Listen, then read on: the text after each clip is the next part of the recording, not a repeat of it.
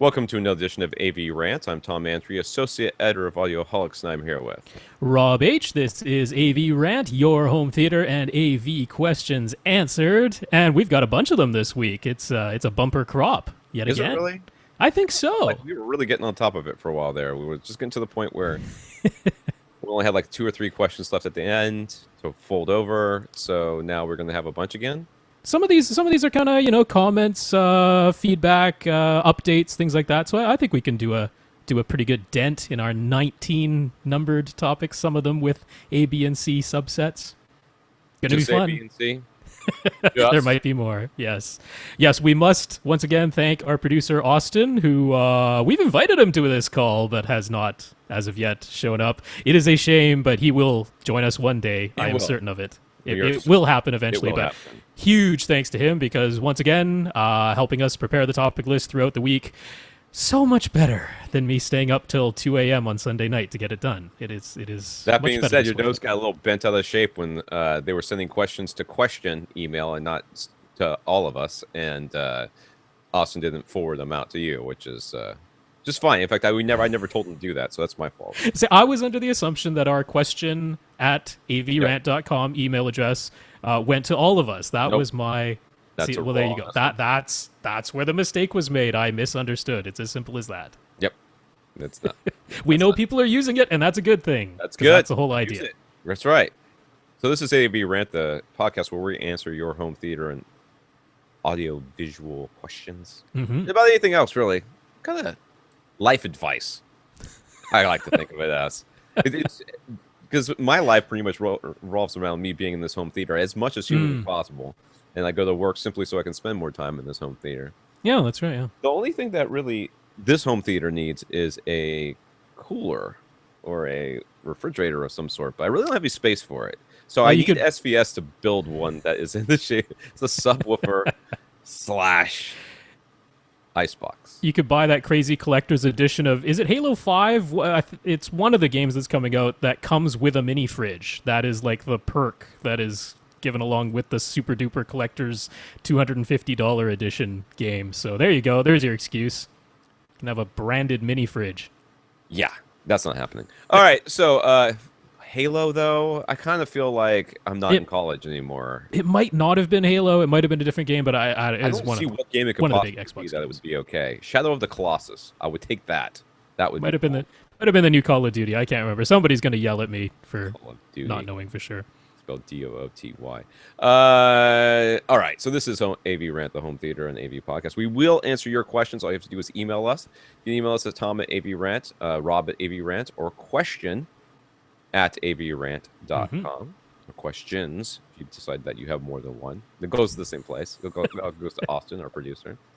Austin will, from this point forward, I'm fairly certain, if he doesn't see everybody CC'd on it, he will send it out to us afterwards. If not, it all ends up in the same place, and then Rob goes, "Oh my God, there's extra questions on here, and I haven't had enough time to do my."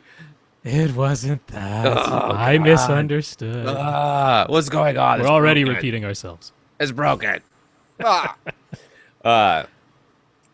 And you can come to the website and comment, which is www.avrant.com. You can go to facebook.com/avrantpodcast. Leave us a question there. We answer those as well and add them, even if they're answered. Add them to the podcast list, because sometimes Rob will answer a question on there, or I will. You'll know it's me if it's like one word. Yeah, you can pretty much look at how many words were used to answer and take a pretty good guess of which one of us. If it's more than 2 sentences, it's Rob. If it's 2 sentences or less, it's me. Rob cannot speak in 2 sentences. There's nothing Rob can say that was evident when I joined Aura on the HT Guys podcast. There, I forced them over the hour mark, which they don't usually do, but I got them there. Wasn't difficult. Well, welcome to my world, Aura. Welcome to my world. Yeah, because this podcast used to, I think that for a while we were doing half-hour podcasts when we first started. Anyways, AVRant, we did Facebook, G+, you can look me up there, and if you want to be invited to our weekly recording sessions where you can sit in like a fly on the wall and watch us do this, you can go to G+ and look me up, Tom Andrew, or type into Google to YouTube AV space Rant. and we will pop up. And if you friend me or circle me or whatever it's called over at G Plus, I don't know who you are. I will put you into a listener circle, which will then get you get an announcement about 5 seconds before we start this thing on Monday nights at 9 p.m. Eastern time. At least for now is when that goes on. And afterwards, we have a hangout for people who want to hang out and ask us direct questions. That's when you can interact with us, and that usually starts about 11 p.m. ish. Though my computer is getting to the point now that if I try to edit the podcast and talk on G Plus, it crashes. So I haven't been sticking around very long on those things, but you got Rob. He'll talk to you for. There you go. We've also got Twitter. I am available at First Reflect. Tom is available at AVRant_Tom, and Austin is available at Austin Pond. That's Austin with an E, not an I. Yes, shut up. We do have a listener of the week this week. Dawn bought a pair of SVS SB-2000s and subwoofers, and told SVS they bought them because of us. So, yay! That's and Merlin told him to get a single SB-13 Ultra, and we were like, nope, get two SB-2000s. And he said he's very, very happy with them. So that's great. We that's one way you become listener of the week is find a way to support the podcast. Telling the manufacturers or the retailers that you bought because of us is one way to do that. Another way, of course, is just to give us a little something, and you can do that by going to avrant.com and clicking on the right side there's a cup of coffee. Click on that, and it will allow you to give us a little PayPal donation, which is a very, very good way to become a listener of the week. Now, there's some news. BenQ sent me a press release about their new curved gaming monitor that would be more immersive. I just was like, I couldn't believe it. I couldn't believe it that they were doing this. And they set up a big Samsung display at Sam's. I go to Sam's all the time. And there's a curved, like a really big curved screen there. And it's so ridiculous how obvious it is that it's a bad idea. Like as you're walking by with your grocery cart, and I'm like, it's like a 60-inch or something like that. And I'm literally feet in front of it. And if you're anything that's not like directly in front of it, it's obviously distorted. Like the image is obviously distorted. I'm like, who thought this was a good idea? That person should no longer be allowed to make any sort of decisions whatsoever. Just terrible idea. I mean, gaming monitor, but the only way I can think that this is actually something that somebody might want is if they're going to sit dead center and they're going to be real close to it, and they're looking for that IMAX effect. Right. Fine. Well, it's a 35-inch diagonal, but it is a 21:9 aspect ratio. It's wider than normal. And they were touting the fact in their press release that they have the most aggressive curve of any monitor. Like it's curved more than other monitors. Does it have like a head mount? You can like mount it to your face, because that's what it needs. Like a shoulder harness. And then it propels it up so that you can walk around with this big thing like those cameras. It could be. I mean, rather than having a 3-monitor setup, I guess is the idea. It's 2520 by 1080 resolution. So that's still, I've got on my monitor. Still 1080p. Flat. Yeah. It's great. I love that for a monitor. That aspect ratio on the monitor is great. You snap a 4:3 on one side, a 4:3 on the other side. You can see full windows without having to have two monitors. It's great. I love it. Curved, stupid, but everything else is pretty good. Stupid. Let's see. I saw this too, but I didn't actually tell you about it. But apparently Dave did. He linked us up to the Xbox One. We'll have a full featured over-the-air television. DVR. Yes. You need the little USB tuner thing from Hop Hog. Is that how you were saying it? They actually haven't. It doesn't work yet, right? Well, they haven't officially branded Xbox One, which is actually like $20 cheaper than the Hop Hog one. It's the same thing, but one of them comes in an official Xbox. Yeah, but is the Xbox now enabled to do this? Yes. Do this now? It can? Yeah. The TV tuner thing works. The DVR thing does not yet. Adopter ones.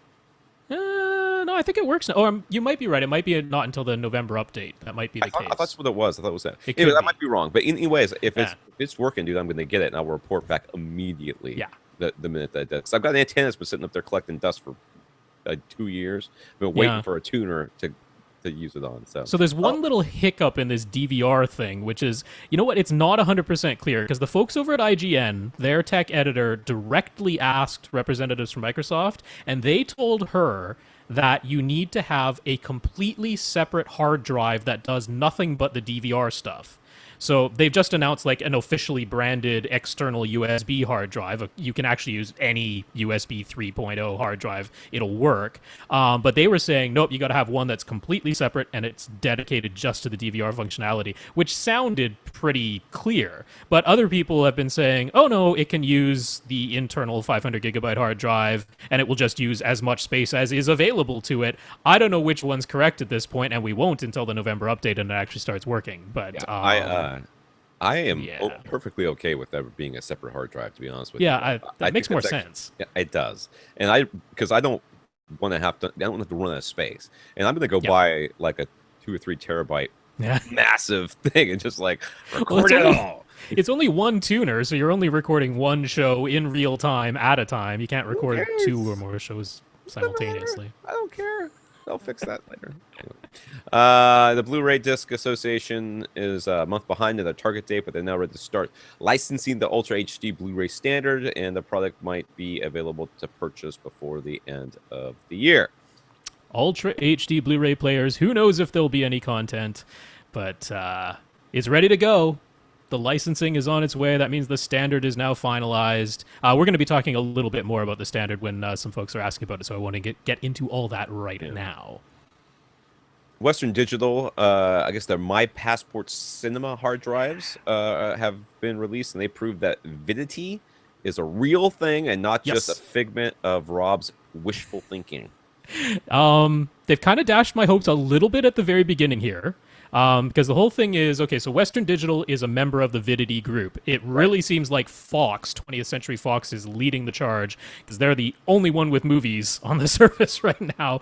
We know Warner Brothers is signed up. We know I think it's Universal is also signed up, but they don't have any on there yet. Right now, the only way it's working is you buy one of these My Passport Cinema hard drives. It already has 8 movies. These are ultra high def movies. 2 of them ultra high def with high dynamic range are preloaded onto that hard drive. But you can't watch any of them yet. You have to go to the MGO service and purchase a license to unlock them. All right, and there are, I think, 4 more on the MGO service that you can also download. It is a 1 terabyte hard drive. It can hold a grand total of 13 ultra high def movies in that space. So these are big files. They're between 60 and 100 gigabytes per movie. But it is only through the MGO service right now. That is only available through Samsung UHD TVs right now. It's the only branded TVs. And right now the way it works is you take this hard drive and you plug it directly into the USB 3 port of the Samsung TV, and that's it. There are no AV receivers that support this, which brought up the question, what is the audio on this thing? Because the only way you're getting audio to your AV receiver is through the audio return channel on your HDMI port that goes from your AV receiver to your TV, normally feeding all the sources to your TV. It can send audio back through that same connection. Yeah. But audio through audio return channel is typically limited at best to regular 5.1 Dolby Digital and 5.1 DTS. There are a lot of audio return channels that will only do 2-channel PCM. So some folks have already done this, like on AVS Forum. They said the movies themselves have a DTS HD soundtrack. Now, nobody has specified whether that's DTS HD high resolution, which is still lossy, or DTS HD master audio. I'm thinking since they identified it as DTS HD rather than DTS MA, it's probably the lossy DTS HD high resolution file, but nobody can tell because nobody can get a bit stream out of their Samsung TV into their AV receiver other than standard DTS. So I'm not happy about the audio situation. I'm hoping that like future 4K Blu-ray players will also support this, which they've already said it will, and maybe those will let you pass a higher quality audio bit stream from them. But going through the TV as it is now, you're kind of limited. Yeah. Sounds so great. Not quite there. We're getting there though. All right, SuperMHL, which is MHL is a mobile high definition link. I think that's what it stands for. Is super. This is another super version. I'm surprised they just like an X or a little I. I know, right? Anyways, can carry many different signal types, including HDMI 2.0A DisplayPort, USB 3.1, Thunderbolt, and they can do it all over a USB Type-C cable. Yes. Can we have this, please? Can this be the new thing instead of Not HDMI? No, it's not going to happen. But, oh, man, would this be sweet. USB Type-C cables. Like, nothing could be simpler and easier to use. I know. Not going to happen. Not going to happen. All right, let's get some questions. This is from last week. We got Mark. He has a pair of, and you guys, we should look up the link when I post this. Hopefully I'll post it a little bit more timely than I did last week. I have no excuse for why the podcast was so late.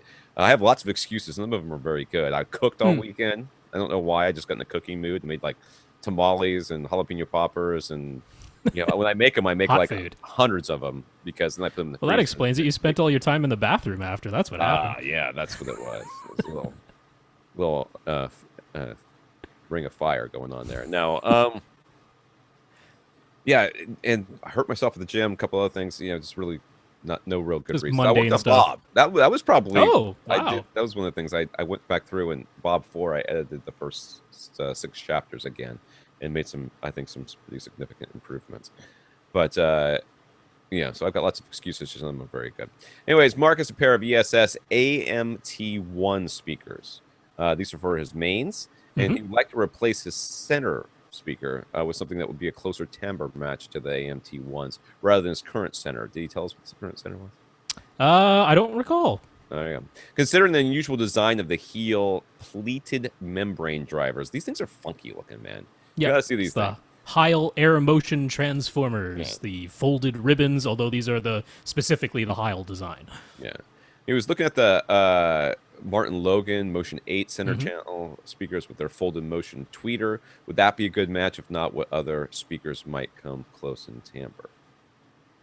Right. So my feeling on this is when you're trying to match a center speaker to a different brand of front, left, and right channels, I err on the side of just getting the most neutral center that I can get. Because you're not going to get a perfect timbre match. Yeah. That's just not going to happen. So I err on the side of, well, if I get something that's just linear and accurate and neutral, if I need to, I can adjust it with an EQ until it sounds more or less identical to my front, left, and rights. Whereas if I get a center that has its own sort of characteristic sound to it, I'm kind of stuck with that. And if those timbres don't happen to line up, and I don't know exactly what these ESS AMT1 speakers sound like because I haven't heard them, I'm shooting in the dark. So the thing is, the Martin Logan Motion 8s, they have kind of a characteristic sound. Martin Logan has their own sort of characteristic sound that they're aiming for, and they try to get their Motion 8 series to match their target curve.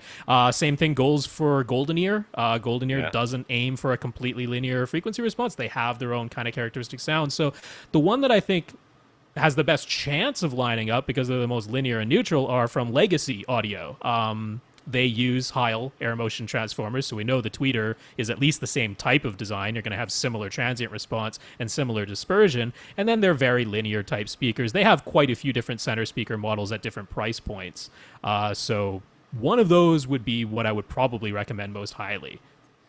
Yeah, it's really hard. I really hate looking at a driver and saying, I need another driver that's like this one because I want it to sound the same. Because I know from oodles of experience that you can take the same driver and give it to 3 different speaker manufacturers, speaker designers, and get 3 completely different sounds. Yeah, because they're using different crossovers and they're matching it with different woofers, and I mean, there's a lot of information in the mid-range. Yeah. So I agree with you. I think you go for as linear as neutral as possible. Whenever I think of linear neutral, I always think RBH. So it's a completely different speaker design, but I think you need to not be hung up on that, Mark. I think you've gotta just ignore that. Like if you can't get this, like I don't know what he had, but if you can't get another one of these speakers to be your center channel, which I mean, these speakers are so unique. It's almost sort of a shame to put them into a surround setup. You kind of want these to be the focal point and have it be a straight 2 channel, but you want surround, so that's fantastic. We can do that. But I would not get hung up on the driver type. I would think to myself, I'm going to go in here and just ignore completely what the speaker drivers are and just listen. and then go from there. Now, if you've got a high-end speaker retail place near you, or even a is it Magnolia Center inside the whatever? Yeah, Magnolia Hi-Fi. You've got the option of going in there and say, listen, I'm going to buy a center. What's your return policy, that sort of thing. Don't charge me 15 to 20%. Can I take home every center you stock I want and them bring all. back all the ones I don't want? I'll put them all on my card, and I'll bring them back tomorrow. I'll bring back the ones I don't want as I don't want them, and just start going through and say, this is my favorite. Now, honestly, dude, I have to tell you, I've had RBH center channels, and I'm not talking about their high-end ones, and talking about their normal, $300-$400 center channel speaker, right? Mm-hmm. Not super high end. It was a TK series. It was what ended up going into EMP Tech later on, and then they dumped it and went with their most current design, which actually sounds better than these did. But the TK design, that center channel, when I got it in my system, I paired it with everything. $5,000 paradigms, those Snells, which were ridiculously expensive as well, and then all the way down to it was there during the $2,000 speaker shootout. It was there during that. I used that center channel throughout all that. It just went well with everything. It just went well with everything, and that's why I kind of go to that speaker manufacturer, simply because they are very linear, and because it's very linear, it tends to kind of play nice with everything. It's going to be a perfect timbre match. No, it's not. But we already know that, and I don't think getting another folded motion tweeter is going to ensure that you will get a closer timbre match. It might, but it wouldn't be the timbre. It would be, you have a better chance of maybe having the same transient response and dispersion, right? Yeah. So there's that. And I mean, if you got Legacy, I don't think you'd be disappointed. I don't think so either. I think you should definitely take a listen to them. But I would not just say, hey, I got to get something with the same tweeter. Yeah, that's what I'm trying to steer you away from. Yeah, me too. I don't think that's really gonna. I don't think that's the defining. No single driver is the defining thing. Yeah, your speakers, Rob. He took that tweeter and added to his speaker design and incorporated in because of things he wanted to do with the speaker. He didn't just take out the old one, put that one in, and say, "Good, it's a better driver." Oh no, it's completely redesigned crossovers. It must be better, right? Yeah. It's not like you get it's the same thing with guys who fix up their cars, who don't really know what they're doing. They put a bigger exhaust on it. They're like, I don't understand. It's not going any faster. I don't get any more power out of it. Well, you can't just change one thing. You can't put new rims in the car and go, ha, now it's faster. No, it's not. This costs you a lot more for tires, though. All right. He also wanted, this is still Mark. Looks like we're going to C with him. This is B. He also wants to know how important it is to have surround speakers with a close timbre match to the front speakers. We've discussed this a number of times, but it does bear to be repeated. It really, with Rob, everything's important, but the reality of the situation is that your surround speakers don't do a whole lot of work unless you're listening to a lot of surround music.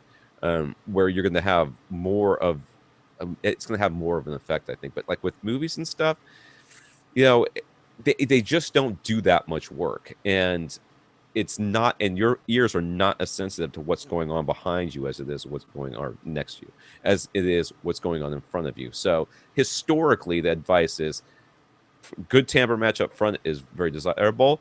Timbre match in back is nice, but not necessary. What you're really looking for is not to have something that's distracting, which means you're not going to want to take, and when we've seen this before, take a really inefficient speaker and pair it with a very efficient one.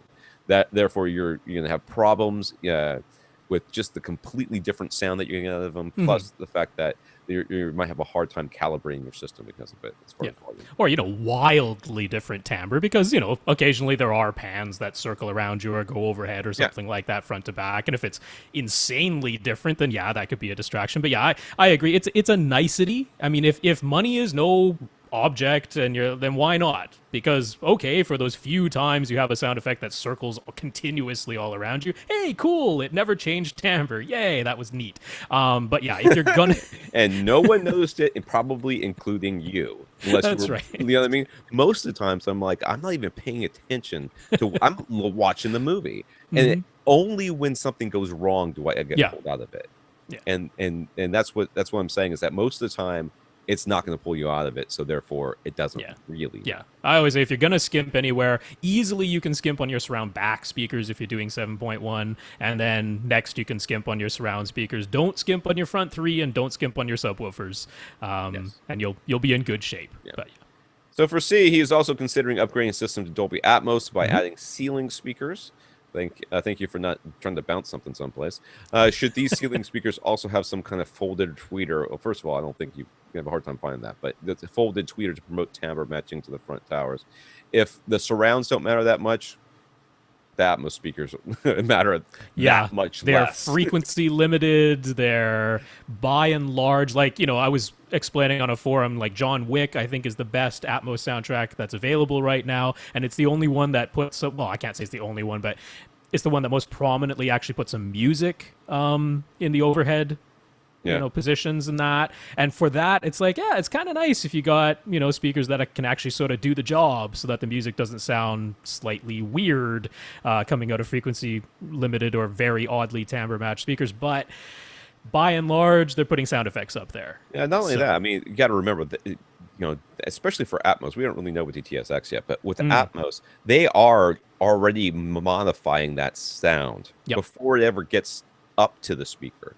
So having a speaker that is perfectly timbre matched, think of it this way: if you have all of your speakers absolutely the same, but one of them has a DSP applied to it, like Rock Arena, it doesn't make any difference that they are timbre matched. That one's going to sound different no matter what, and that's what's going on with the Atmos speakers. So just remember that, and just know that you get something good, get something quality, right?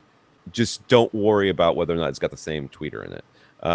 Not usually. I mean, legacy audio that we've mentioned, Golden Ear, Martin Logan, RBH, all of them offer in ceiling speakers. They don't necessarily use the identical tweeter to the other ones because it's kind of impractical to use a ribbon in an in-ceiling speaker. It just doesn't work, and it doesn't have the type of dispersion you would want anyway. For an in-ceiling speaker, you want wide dispersion, and in general, folded ribbons and most other ribbons, at the very least, have narrow vertical dispersion. I don't know how you decide what's vertical when it's aiming straight down, but anyway, restricted in one direction and maybe wider in the other. But all of them do have options. So whatever you end up deciding as your center speaker, I think it makes sense to just say, all right, I may as well get in-ceiling speakers from that same brand, because at least it'll, it won't be distracting. Again, it's you don't want distracting, but it doesn't have to be perfect. As a corollary to that, he asks, is it better to have a direct firing surround speaker versus dipole bipole surround speakers for use in the Dolby Atmos system? According to Dolby, you want direct firing all the way around. Yeah. All of them to be direct firing, all of them. Yeah, he followed up a little bit saying that, he's got like a row of seats such that the left and right most seats in that row end up only being 3 or 4 feet away from the wall. So he was wondering, maybe it would be better to use a dipole that's directly beside those seats.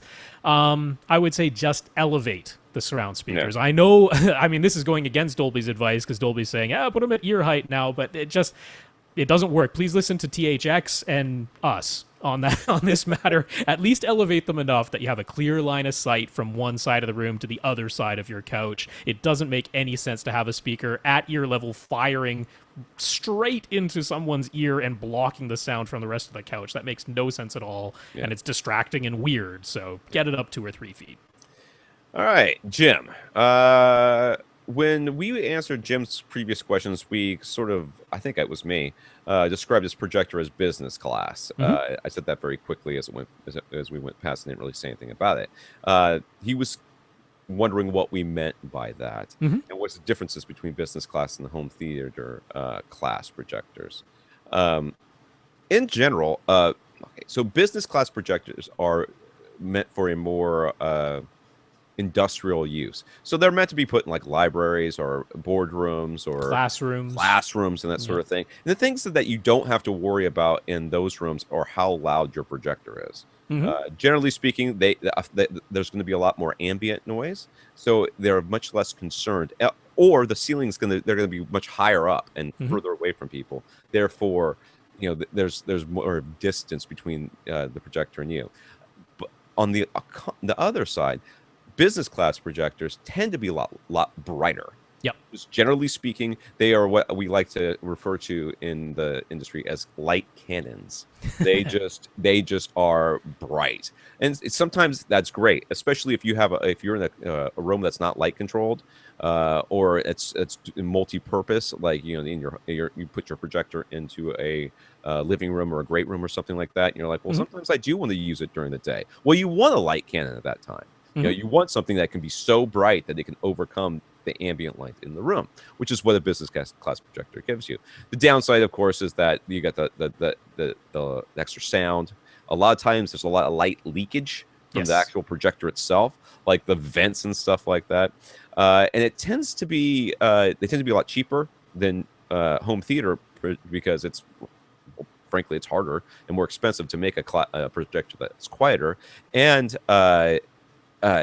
they tend not to have as much of an emphasis on accurate colors and picture reproduction, because frankly, if you're in a room where you can't control the light, all you want to do is be able to see everything. If the colors are a little bit off, or it's a little bit too red, a little bit too that, it's fine, and no one really cares. You get it close enough. Whereas home theater projectors, they're much more worried about there being really accurate color, or at least the ability to get there with calibration.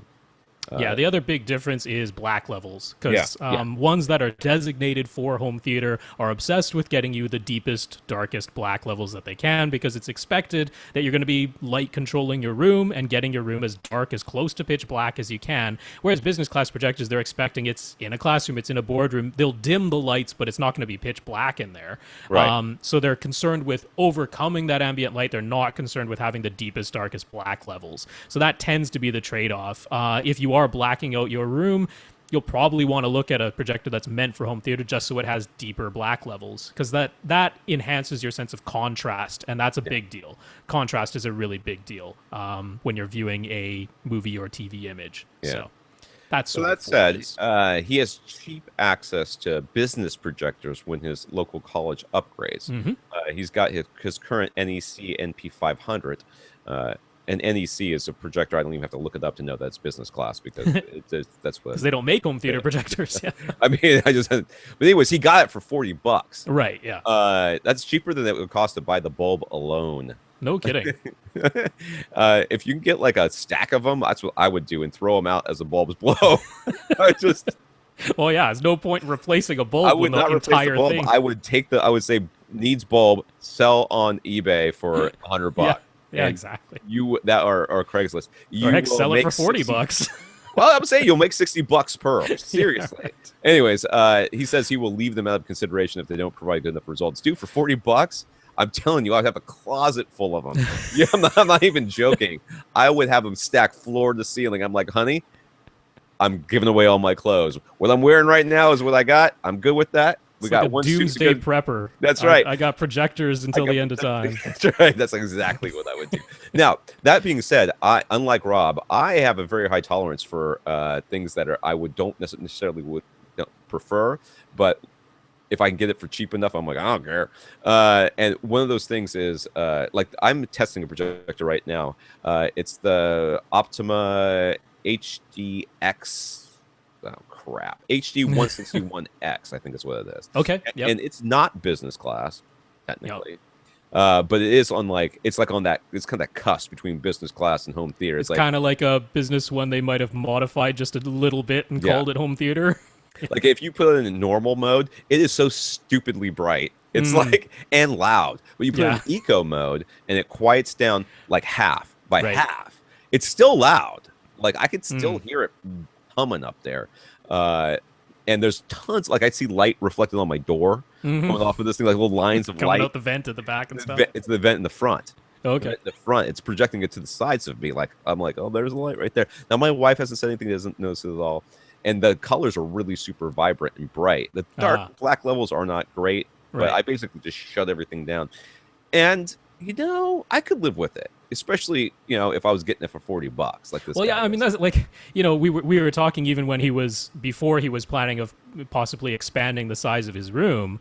Yeah. It's like even if you did project the 65-inch image size that I was suggesting, it's like you can't buy a 65-inch flat panel for $40. Like, it's not going to happen. So, Yeah. I mean, this is tremendous, price to performance ratio that I just don't see overcoming. It's like, you're not going to, I mean, I guess you could find a tech quote unquote home theater projector for $40 from somebody. I mean, if you look hard enough, you'll find it.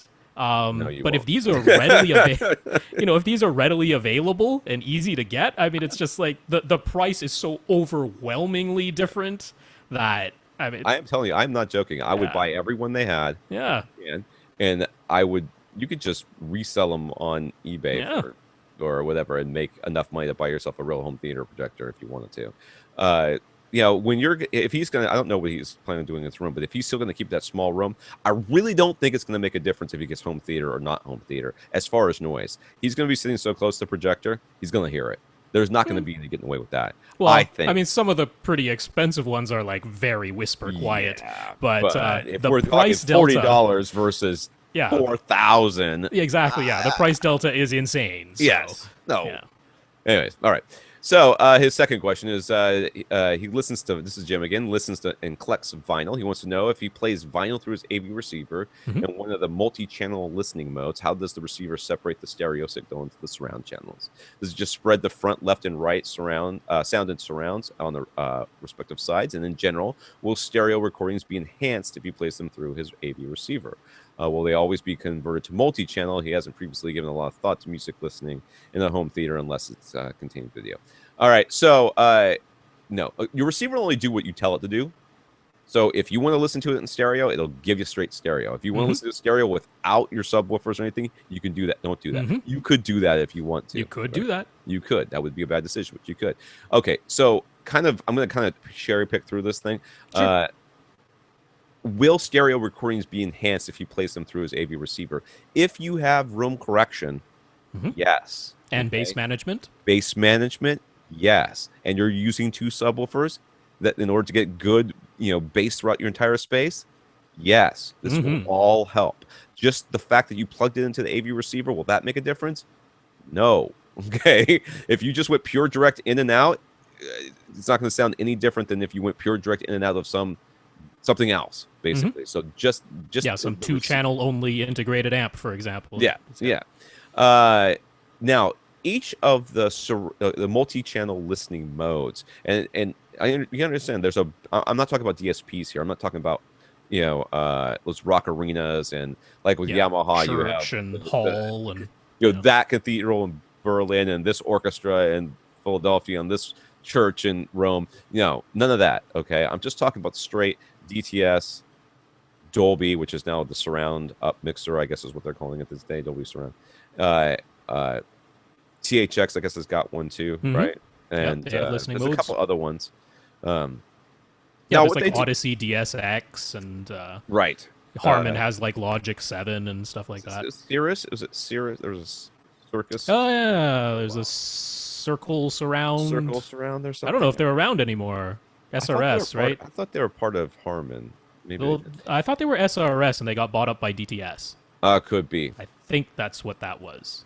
But I thought that the lexicons used to have those. Anyways, doesn't matter. The important part here is that each one of those things does it slightly differently. Now, what does that mean? Well, they use an algorithm to listen to analyze the music and say, based on the algorithm, these sounds should be coming. This is the vocals, right? So that's going to be coming from the center. Rob, take this. This dog is. I'm dog sitting, and he looks like he's going to pee on something. Okay. Rob, sure. Yeah. So it isn't as simple as just spreading, say, the front left channel into the left surround speaker and vice versa on the right hand side. You could use something like an all channels stereo mode or a party mode, which is sometimes offered in various AV receivers to do something like that, where you're basically just duplicating the sound of the original two channels into other speakers. But these other programs like Dolby Pro Logic, which then expanded to Dolby Pro Logic 2, which then expanded rebranded to Dolby Pro Logic 2X, which then changed to Dolby Pro Logic 2Z. And on the DTS side, they had their Neo 6 and then Neo X expansion listening modes. THX had their THX Select 2 and Ultra 2 listening modes. As Tom said, all of them do things slightly differently, use slightly different algorithms, but they're looking at phase relationships between different sounds. They're also looking at amplitude relationships between different sounds, and they're using those algorithms to basically guess at where those speakers would have been, where those sounds would have been coming from, and then they steer them into the appropriate speakers. So if you were to say, take a 2-channel recording and put on Dolby Pro Logic 2 music mode, and then actually disconnect your front, left, and right speakers, what would be coming out of your center and surrounds would not be a duplication of the front, left, and rights. It would be substantially different sounds. They are, toying with the sound based on phase and amplitude relationships to make a pretty darn good guess as to where those sounds ought to be coming from. They, like Pro Logic 2 worked pretty darn well. Yeah, I've never been a huge fan of doing this simply because there's that part of my brain that knows it's taking something and doing something to it, and I kind of oppose that. Right. But like Gene does it all the time. He does it in his reviews. And then we're talking about Gene De La Sala, the president of Audioholics, and he'll listen to stuff in his reviews using Dolby Pro Logic. He likes it. So there's Jim. Frankly, you can listen to it straight. You can listen to it with the room correction on, but also just 2-channel, or you listen to it with these different modes, and you pick the one that you like, and you go with that, and it'll be fine. No, I mean, I'm a big fan of recommending, if someone comes and says, I just want to set up a 2-channel stereo system, I still like to recommend an AV receiver. Because it's got all the features. Yeah, that room correction, that bass management, you're not likely to find those. I mean, I guess there might be a 2-channel out there somewhere. I mean, there certainly are ones that do bass management, but I don't recall seeing one that has like room correction in it the way a entry-level AV receiver from Denon or something like that can have at least multi-EQ from Odyssey, and you just won't find that on a similarly priced 2-channel only one. So I'm a big fan of using the AV receiver, and then you just have a lot of options. You're not restricted. People who are buying 2-channel receivers or integrated amps or whatever, they don't want that stuff. Yep. They want to have as few. The reason they're buying that 2-channel thing is because they want to have as few features as possible, because there's this belief of like corruption, that having those extra features in the receiver, in the integrated amp, will in some way damage the sound. It's just the same idea of having. And we see this with manufacturers all the time. In fact, we saw those DAC dudes. Who are they? The one that Efrain likes so much. Where they take the power supply out of the DAC, because the power supply being in the same box with it's going to make a difference. Rotel has their highest end multi-channel receiver, I believe. It's not a receiver; it's separates. Where it's like the amp, the processor part, and then the power supply is separate. All of it's separate. And it's simply because this idea of having it in the same box is in some way bad. It makes no sense. I mean, it can be, but then again, having it in a separate box would be bad too. That has nothing to do with anything. But they don't want room correction. They don't want any of that. They don't believe it works. They don't believe it makes any sense. And we've had people on this podcast who've had high-end stuff for years and years and years, and they're like, oh, who was the guy just a couple of weeks ago who bought a Yamaha receiver, was blown away by how much better it sounded, or not how much better. He said at least as good as his high-end gear, if not better. Yeah. There you go. So anyway. All right, Barney. So we're following up from last time we talked about him, which was a couple of weeks ago. He said that he didn't like the way that baseball was mixed. I wanted to know if there's some way to turn off some stuff. Anyways, he agrees that surrounds for baseball can be great when mixed properly, because we kind of thought that he didn't like it at all. For example, when WGN America did the Cubs, the organ and crowd was mixed into the surrounds and was tremendously pleasing. Best I've ever heard, he said. But broadcasts of other teams sometimes have a crowd mic too close, and you hear children screeching and vendors falling out, which can be annoying and distracting. I can see that. I can understand that. It's trying to give you you're at the stadium feeling. Yeah, that's right. So you really don't want to go see a baseball game. You want to actually. I'm sorry. I would like to be in my glass box background. The riff-raff. I want to hear them. I can understand that. I would like the same thing to happen to all the people who check Facebook during movies. In those cases, he sets his receiver to 5.1 mono, lowers the overall volume, and sets the center channel to plus 12 dB. When he does this, he only hears sound from the center speaker, and there are no voices in other speakers, as they are very quiet. That doesn't make sense. Yeah, well, you're cranking up that center channel to be like 4 times as loud, so that makes sense. Might as well. Anyways, he's thinking on the 7x9 room, not matching $1 million studio, is that the small room does not have the volume of air to create the sound field and dimension of a sound you get in a larger space, even with only one chair in the butter zone, as he calls it. He says you can't defy the laws of physics. We were talking about that as well, where somebody made the comment that somebody else made the comment that he could build $1 million studio. Our studio in the 7x9 room that sounded as good as $1 million studios. We have to remember, the guy who was talking was not talking about home theater. He was talking about a mixing studio. Yeah. And where you could put 5-foot thick panels on the walls if you needed to, at least in that 9-foot dimension. You could have one of them. I mean, where Barney's thinking is correct is that if you're in a 7x9 room, there's going to be a frequency that we call the transition frequency, which is when the room starts to dominate the sound that you hear as opposed to the speaker. And that's when the room dimension becomes smaller than the length of the sound wave being produced inside of that room. Once you reach that point, all of a sudden, the room is the thing determining what you hear more than anything else. Now, you could put active bass traps in there, you could put multiple subwoofers in there, but when you're in a room that has a dimension that's only 7 feet, all of a sudden, way up at, 160 hertz, the room is completely taken over. And so that's kind of high. You know, normally we're not crossing over our speakers at 200 hertz. Unless the speaker simply can't play any lower. We're not doing it by choice because of a room interaction, because usually our room is big enough we don't have to do it that high in frequency. But in this case, you would.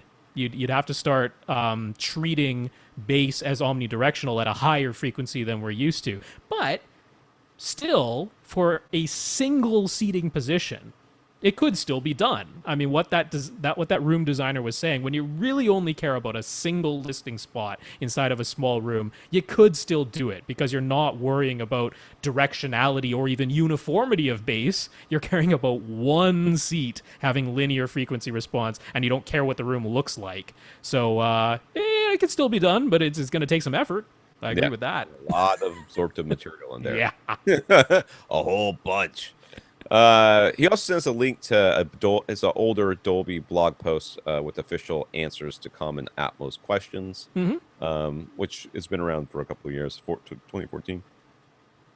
And an article with some info about Ultra HD Blu-ray, which was actually kind of interesting. It was kind of interesting and a little bit depressing because apparently the people who were, these were reporters asking questions of representatives from the BDA, the Blu-ray Disc Association, and whether the question was like just asked by the previous person, I guess they had it written down what they were going to ask, and they were going to ask their question come hell or high water, because a lot of these were repeated questions, but they were primarily looking at 3D, which the BDA is saying over and over, Ultra HD Blu-ray does not play 3D. It's up to the manufacturers. It could still play 3D 1080p Blu-rays. It doesn't have to. It's not even mandated, but if they want to, it can. But as far as actual Ultra HD Blu-ray discs, the ones that have 2160p resolution on them, no 3D. It's not in there. It's not even part of the spec as an option. It's just not there. And then on the HDR side, the high dynamic range side, they're like the only mandated one is the SMPTE standard, the ST 2084/2086. That's the electro-optical transfer function, what we used to call gamma, the curve, the rise from dark to bright, and then the metadata that tells the display how to do that. That is the open standard. That is the one that doesn't cost anybody any extra money, and that is mandatory. They're like, that has to be in every player. So it's like, well, that kind of settles that you can use the Dolby Vision system if you want to. You can use the Philips system, which doesn't have a name, if you want to. But the thing that wasn't really addressed well, which has been made clear by the BDA, or actually has been made clear by Dolby, is that let's say the disc comes and it has Dolby Vision on the disc. And then let's say the Ultra HD Blu-ray player has a Dolby Vision decoder. The Dolby Vision decoder can turn the Dolby Vision signal into the SMPTE standard. So your TV doesn't even need to have a Dolby Vision decoder as long as the player does. As long as one of the devices has a Dolby Vision decoder, Dolby Vision can be turned into SMPTE 2084. So there's no like incompatibility there, really. 2084 is it. So we pretty much know now what's happening with HDR, what's happening with 3D, which is it's not. Yeah, Rob. and that's about That it. face for Rob. I know. It's kind of, well, I mean, because like a movie like Inside Out, right? Like the 3D is important in that movie, and the high dynamic range is important in that movie. So you can't have both. You can't have high dynamic range and 3D. Just there's no format for that, which is a shame. I saw somebody putting a 4K display into their car. It was a 70-inch something that they got from Sam's, and I saw him putting it in there, and I almost went over there and said, "Why did you buy that?" You know, I don't want to be rude. I'm just asking, like, did you buy it because of the number of inches, or because of the name brand, or because of 4K? Why did you buy that TV? You know, if it's in their car, they're going to be sitting darn close. One would think. Yeah, to a 70-inch size in a car. Yeah. Yeah. He was having a hard time seeing it around as he was driving away, but yeah. Well, we missed one update from Barney, which is that I'm not done with Barney yet. So we missed the Oppo one. I'm going, dude. Did I miss Oppo? I didn't miss Oppo, did I? Yeah. Oh, I did miss Oppo. I scanned past it. I'm sorry. It's okay. It relates. Anyways, Oppo, he contacted Oppo to ask whether they would be selling a UHD capable Blu-ray player, and he got an answer. This is a quote: "We plan on releasing a Blu-ray player that supports the new Ultra HD standards in mid to late 2016." Yeah. So they're not coming out at the end of the year like the announcement from earlier. Oppo is going to be a little while. Yeah, it's probably because they're going to find out what everybody else is doing, do more than that, and charge less. Not lastly, he's all the way up to F. You know, this is just E. He's noticed that the higher priced separate brands, Parasound, Rotel, Adcom, don't appear to be announcing immersive audio processors. Really? No, they do not. We know why, he says, but is there anything to keep an eye out for? Well, there's the Anthem.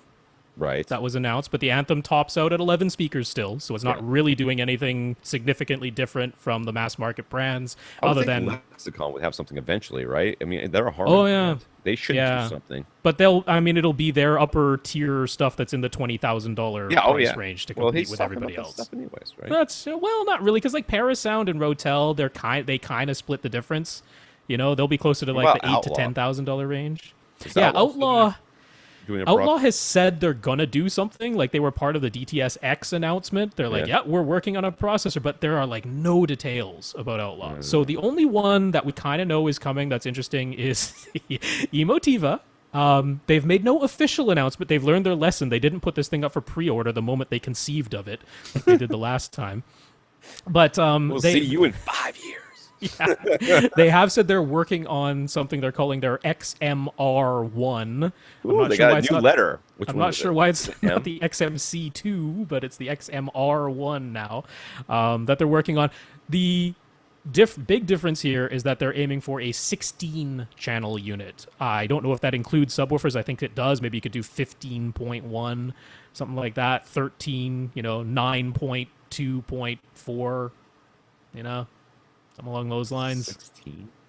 16 channels. Yeah, I mean, they've said flat out that's what they're going for, is 16 channels. So that is different. I'm expecting it would undercut some of the more, $20,000 plus brands at least. There's no way Emotiva's releasing that thing at $20,000. I wish they would just license a room correction system and then Dirac. They're all on board with Dirac now. Okay. That's what Emotiva's doing. So we'll see it when we see it. Yeah, because I'm not holding my breath for that one. That's for sure. Take a deep breath. It's gonna take a while. I will happily enjoy my Denon and Marantz in the years in the interim. That's right. This is gonna come out just in time for 8K. Barney is also trying to figure out how immersive audio soundtracks are mixed. He asks, are there mixes where sounds that play out of the ceiling speakers are also mixed into the floor speakers?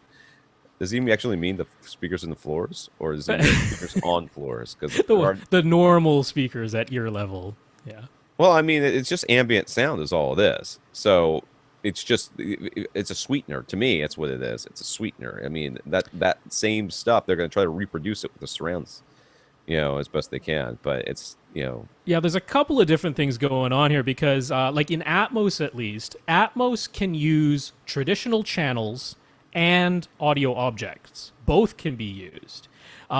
So, it's funny because it is a thing to wrap your head around. Object-based audio in general is a thing to wrap your head around because if you're asking about an object-based audio mix and asking, did the sound mixers mix any of these sounds into the ceiling speakers? The answer technically is no. No. Because they didn't mix any objects into any speakers. The objects exist with X, Y, Z coordinate data. They just have a location in three-dimensional space. And it's up to the Atmos renderer inside of your AV receiver to figure out what speakers it needs to use to make it seem like the sound came from where they want the sound to come from. So if you don't have any Z speakers, meaning height speakers, That's right. it flattens everything down to that single plane where all the speakers are and goes, okay, well, this is as close as we can get.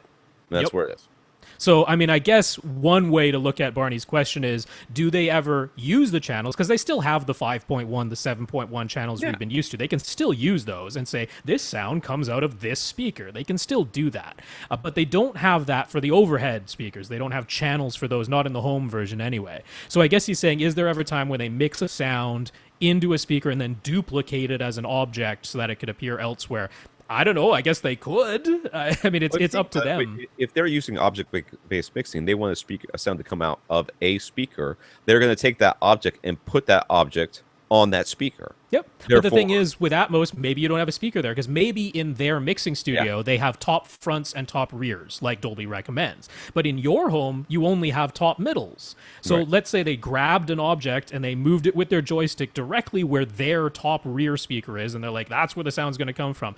You don't have a speaker there, but the renderer is going to do the best job it can of combining, say, your top middle and your surround back speakers to make it seem like that's where the sound came from. So that's the cool thing about objects is they aren't mixing sound into speakers. They're just saying, this is the general place I want the sound to come from. So, yeah, it is interesting to wrap your head around because it is very different from what was being done before. Right. All right, John. Here's a room set up for 2.1 music listening. He has some acoustical treatments, but still has a mode in the 40 to 60 hertz range, which is pretty common, actually. Yes. Welcome to the real world, because that's where mine was, too. He considered adding tuned bass traps, but they would cost almost the same or more as adding a second SVS SB-1000 sub to match the one he already has. Should he go for the second sub? Yes. Yes. You should definitely go for the second sub. Yes. If he does, where would be the best placement given the layout of his apartment? I looked at these pictures. I am honestly, my computer is being so finicky today. I am very afraid to click over here. Okay, I did look at these pictures. Hold on. Nope, that crashed. What he's done is up at the front of the room, he's got his television straight ahead, and then his left and right speakers on either side of the TV, and he has his SB-1000 sub just to the right of the TV. So it's in between his front right speaker and his television. Underneath the table? It's underneath the table. It fits under the table that holds his AV receiver. It's kind of cute under there. It is. So it's up at the front of his room. Yeah. Kind of hidden. It is all nestled away in there. So yeah, the place to put a second subwoofer would be directly across the room from it. So it'd be at the back of your room and slightly to, okay, if you're still facing forward, your left. Slightly to the left. Yeah, that's what I was thinking too. Yeah, diagonally I did opposite. I did see those pictures. I was looking around. It seemed like that would be the best place for it too. And it looks like it's possible from the pictures he sent because it looks like he has a little room behind his couch. And that should work. Yeah, but then he's got because you can't put it in the corners because he's got chairs or something shoved all the way up in those corners. Yeah. So you'll have to look at that. If those are recliners in those back corners, you might have a problem. Well, he's got a speaker right in front of a chair, so I don't think that chair is reclining. Okay. Well, maybe. Or if it is, he has to move that speaker out of the way to do it. There you go. Behind you to the left. Done. To your left when you're still facing forward. That's right. Mirrored. It's Mirrored. just a mirror. You want to mirror it, okay? Which doesn't mean directly across the room from it. It means if you took that wall and you spun it around and had it on the other wall, where would that speaker be? That's what you want. Efrain is trying to help his in-laws get a TV to replace their the recently failed LG bunch of numbers. A 55-inch. it's 55 inch, right? They're bumping up. What 60 to 65 inch TV would we recommend for a budget of under $1,300? Unfortunately, 3D is not a consideration. That's not unfortunate. That's good thinking. This makes it easier, actually, that they don't care about 3D. Yes. There are so many options right now that it's almost sort of ridiculous. I'm telling you, I'm constantly amazed walking through Sam's, and because that's I know I keep mentioning them. Though they don't give me anything. I don't know why they would, but I'm walking through and I just look at the TVs. I'm like, $800 for 55 inches? Are you kidding me? Like my dad's plasma, I think it's a 55 inch, and he got it Samsung. It was quite a few years ago. It's got to be before I left for Australia. So, maybe 8 years ago, 9 years ago, or something like that. I think it was like $2,500. I mean, it was a big purchase. And nowadays, you can get 55 inch TV for peanuts. Yeah. So yeah, under $1,300. Definitely Vizio is going to be on. Vizio, yeah. Was it the M series? Is that the one? Well, yeah. So their current M series, the way you tell what model year it is, because you'd want to be looking at their newest ones. They end with a C now. So at the very end of their model number, there will be the letter C. And then another number after that, which seems entirely arbitrary. But it usually has to do with where they are selling it from. Yeah. In the M series, the M series is now 4K resolution. The M series doesn't have high dynamic range. It doesn't have expanded color. It doesn't have a 10-bit panel or any of that. But it does have 3840 by 2160 resolution in their M series now.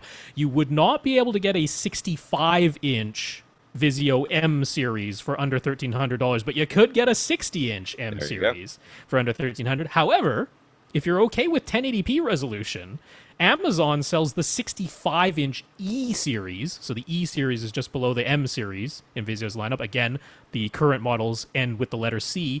The 65-inch is $899. Oh my God. 65-inch, $899. Now, the really awesome thing about Vizio's current TVs is they are all full array local dimming backlights, even in their E series. Now, the E series usually has 16 zones, so it's not a tremendous number. The M series bumps that up to 32 zones. Yeah, it makes a big difference. So that does make a difference. But man, you can get a 65-inch local dimming full array backlight for $900 from Amazon. I don't know if you can find it for cheaper elsewhere, but man, that is crazy. That is definitely under your $1,300 target. So yeah, there you go. Yeah, Vizio to me is the easy recommendation here, and since they don't care about 3D, that's fine because Vizio does not do 3D at all. But if you keep your eyes open for like the Samsungs and stuff like that, because I'm still a huge fan of the Samsungs, and you'd be surprised what you can get. So I would at least spend a couple of minutes looking at the Samsung options on the Amazon. But I mean, according to the CNET reviews that they're doing, they're like the Vizios are outperforming other TVs. Like not even just in their price class, like just size for size, the Vizio is cheaper and performs better. So how do you beat that? That's a pretty good combination. The only thing I've ever heard bad about Vizio, and it's been a couple of years since I've heard that, is that you get a lot of returns. Their support, their not being the greatest. Not great, and well, it can't be worse than Sharp. Right? Who doesn't even exist in North America anymore, so, they're Hisense now. Can only go up. Yeah. Jonathan's question this week was inspired.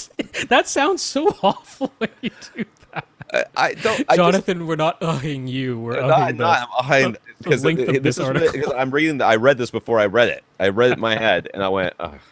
Jonathan's question this week was inspired by this long article. I was like, that is me saying to myself, that's right, I didn't read this one was nowhere near as long as the article about the wall. I did not read this. I did not read this. This was like 1/8 the length of that wall. That wall one was forever, but it was really interesting. Anyways, and a review from Samsung Gear VR preview Oculus Cinema watching a 2-hour movie. There you go. Yeah. So, under what circumstances can a VR headset plus headphones do away with home theater altogether? He's sure visceral bass will be one of the answers, but what else? The thing that always, like you guys know me. You know that I don't subscribe into a lot of these sort of truths about things. I don't subscribe to the truth that you have to have the same tweeter in all of your speakers or a similar design. I don't subscribe to the truth that all Denons are warm and all Yamahas are cold, or or brittle, or that metal drivers sound metallic and soft domes are squishy or something. I don't know.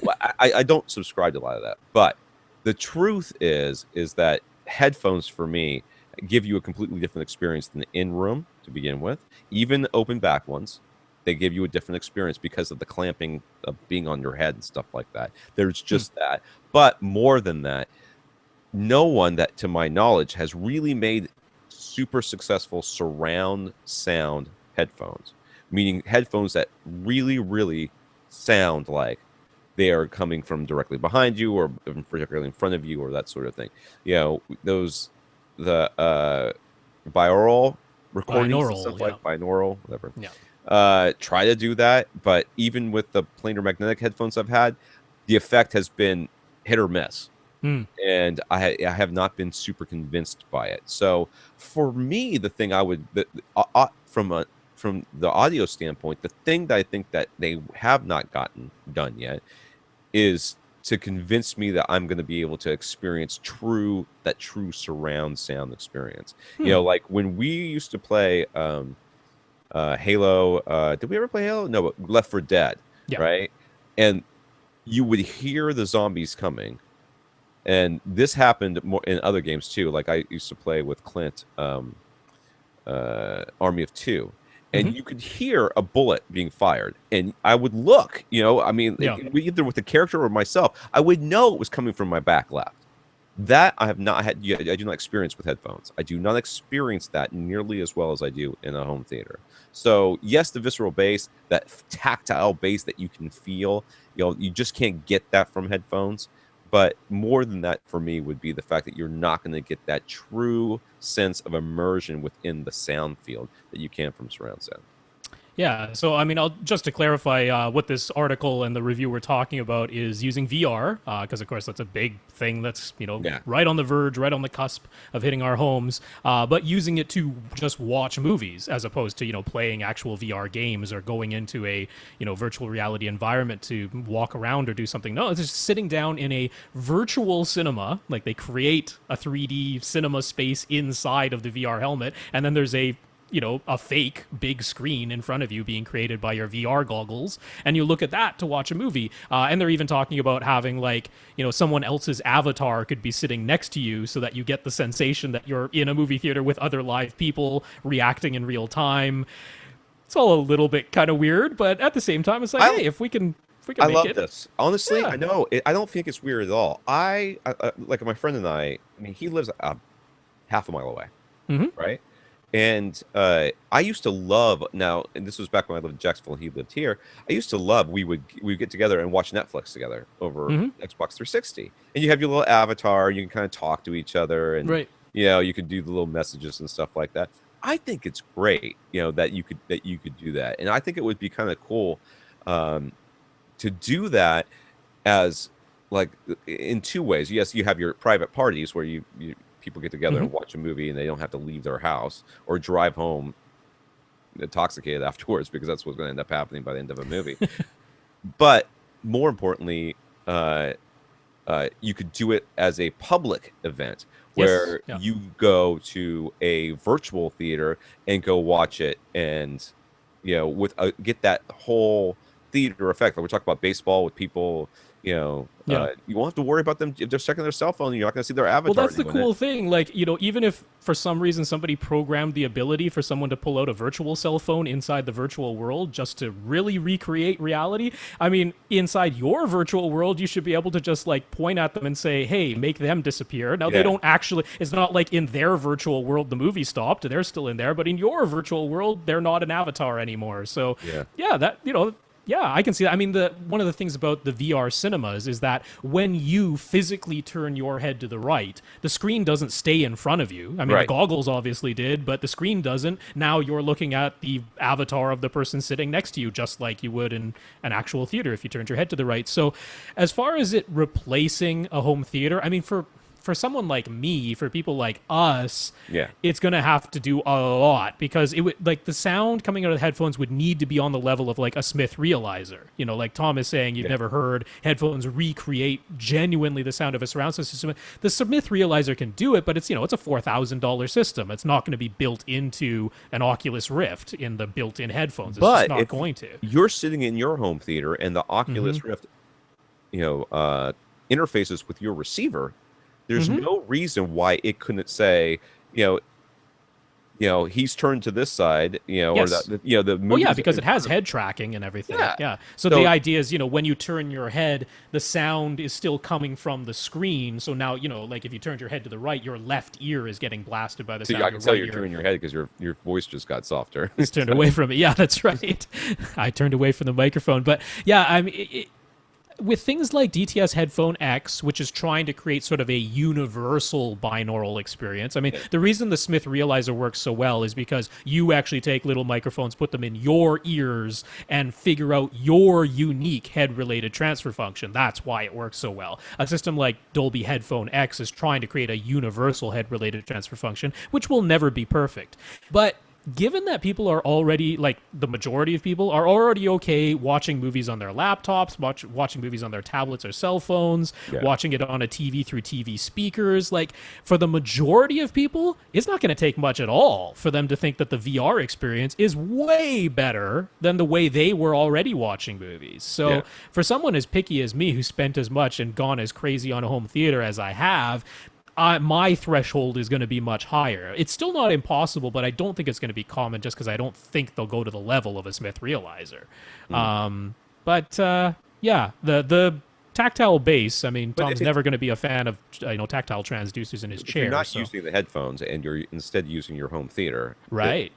At that point, then I'm like, Then it's just the visual. Yeah, it's just the visual. That's right. Yeah. So he goes on to ask, is there any difference between an optimal field of view created by a normal size screen and a normal distance versus a 4-inch screen at 3 inches away for which only eye movements have an effect? Have the scientists who study optimal field of view for video even looked at images, things at this scale? I don't know. I'm sure they have. Oh, yeah. But what it comes down to is now we're looking at resolutions where I'm starting to care whether or not something's 8K. Yes. Because at that point, you're so close to it that in order to get that same resolution, you really have to have a lot of pixels. Yeah, now we're down to dots per inch, right? Yes. Where like our threshold is between 300 and 600 dots per inch is what it takes for us to say, oh, that's just a smooth, continuous thing and not a thing made up of dots. So when it's that close to your face, they have to be very small dots, very close together. Yeah. But there's a little bit more than that, which is that, I mean, yes, the scientists have looked at this because that's how we figured out when something is about 15 feet or farther away from you, our eyes go to what they call infinite focus, meaning that the lens inside your eye is no longer adjusting. It's reached its maximum adjustment for far vision, and everything 15 feet and beyond, your lens is not moving inside of your eye. You've gone to infinite focus. So when you're in a big commercial movie theater, or you've built a good-sized home theater and you can have your screen 15 or more feet away from you, your eye is the most relaxed it can be. It's not having to adjust its depth of field for 3D imagery whatsoever. It's just staying at one focal length for the actual muscles and lens inside of your eye. So the thought is, when you move a screen really up close, and VR is by its nature three-dimensional, your left and right eye are getting different image information, all of a sudden your eye is having to physically work in order to focus on things that are that close, which means it could lead to some eye strain or eye fatigue, even though the field of view, the degrees that you're seeing are the same. The actual image is really close to your eye, and your eye has to focus on it at that length, at that focal distance. It can't pretend it's 15 feet away. It just won't work. So there's a little bit to overcome there. Is there any... I already read that one, didn't I? Could multiple viewer VR cause a shift from optimal at one seat theater to great theater at multiple seats without needing to do room correction, or even have seats all pointed in the same direction? The idea here being that if you're using the headphones, then you're getting that optimal thing. I don't necessarily think that the headphones are going to be think it's gonna be good enough for some people, but like for Mm-hmm. people like us, it's not gonna be. We've already kind of stated. Not the built-in ones, but I mean, Oculus has already shown systems where you can, swap them out for your own headphones that you've chosen. I mean, heck, maybe you could even connect it to your own Smith Realizer that you purchased. In which case, Rob's gonna buy this one. will work. is what that means. Hey, it's cheaper than the speakers I bought, so I can't That's complain true. too much. And now this is mostly for Rob. Maybe 3D works here. It requires no glasses at all beyond the headset itself, right? That's got to help somewhat, particularly in solving the brightness problem. I mean, VR is by its very nature 3D. You don't really have a choice in it. Yeah. If you're in VR, you're looking at 3D. So, I mean, what he's asking is, will this be a resurgence for 3D movies? When they're releasing movies in these virtual cinemas, will they have the 3D version? I hope so. I mean, why the heck not? Because they're irritating and they don't look real. No, but I mean, give the option. Give the option of watch this the 3D version or watch this in the 2D version. I mean, why say any more 3D versions in another couple of years? But they're still in theaters. You go to theaters, there's lots of 3D showings. Theaters are holding on to that like it's a life raft. It's more of the lead weight. No, but that's the point, is that they're doing it in the theaters. My mother, who never goes to the movie theater, was talking about going. She goes, make sure you don't send me to one that has 3D. It gives me a headache. My mom. Are you kidding me? Well, give the option in VR. That's what I'm saying. I don't think it'll be a resurgence because, people either like VR or they don't, and the majority of people don't. So being in VR 3D. isn't going to suddenly make them like 3D movies. I don't think that. I agree with you there. All right. He says, one little update. He had to miss I Am Sitting in a Room, which he's a little mad about. But at least he's still married. Because apparently some things you shouldn't be previewed on YouTube with your wife if you want to see them. You should have just brought her there and endured the post-performance criticism. So he thanks us for agreeing with him that it's a pretty cool thing, though. I do agree with your wife. I want to go either.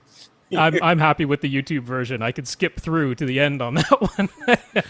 I don't actually need to hear every iteration over 45 minutes. Yeah, no thanks. It's like the Princess Bride wedding. Skip to the end. Skip to the end. Just say man and wife. Man All right. and wife.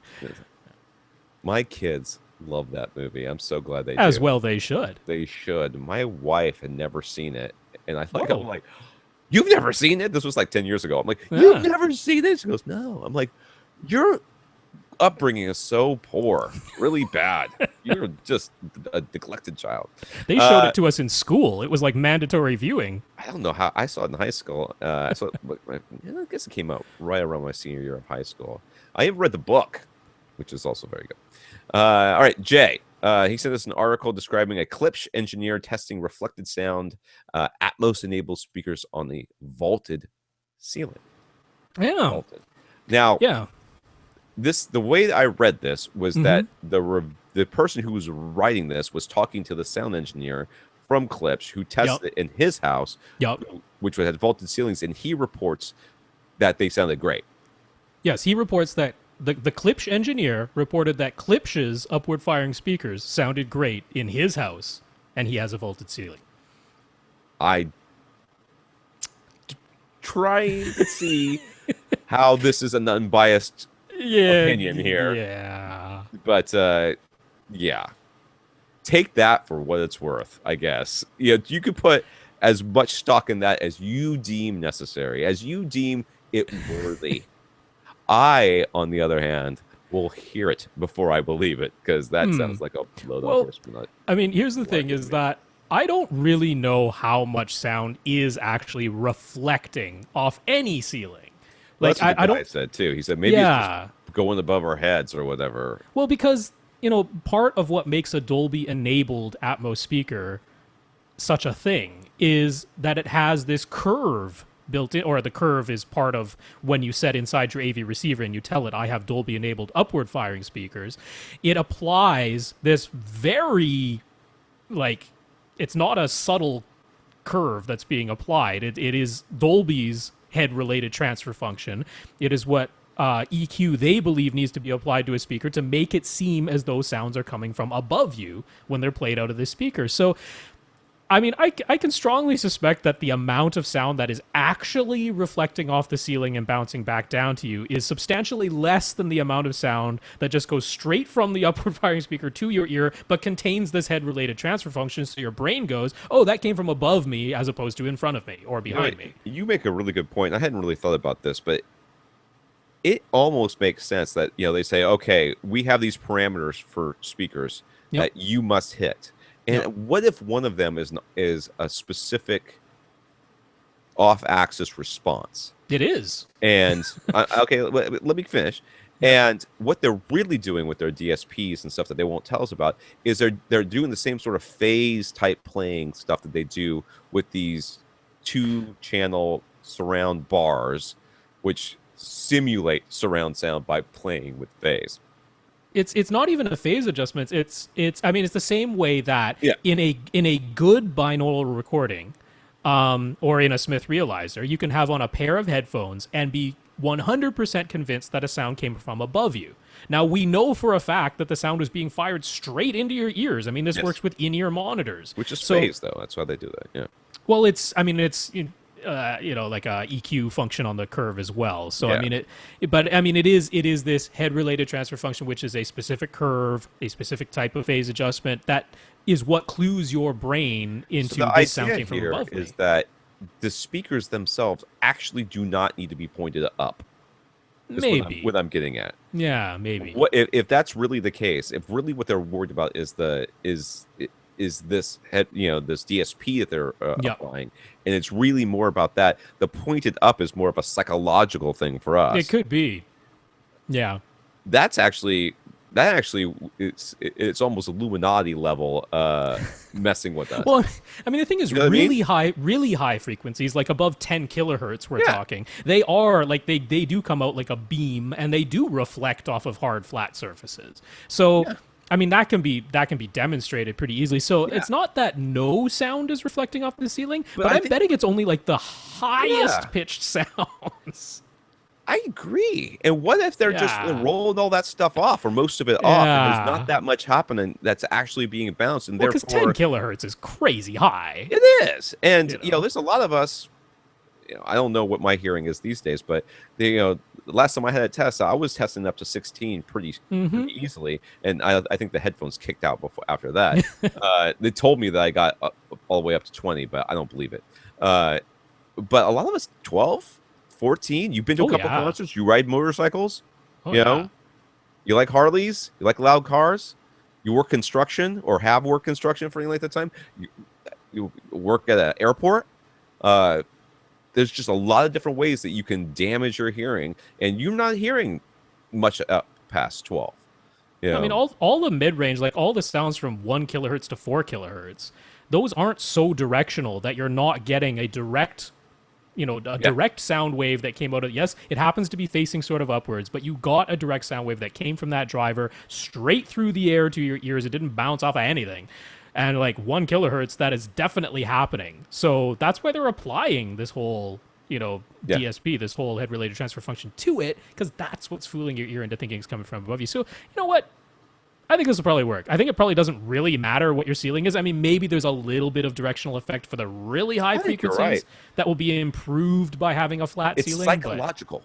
I think it's psychological to point the speaker up. It's psychological. It's all part of our reptilian overlords. Atmos is part of the Illuminati. I'm telling you. I believe it now.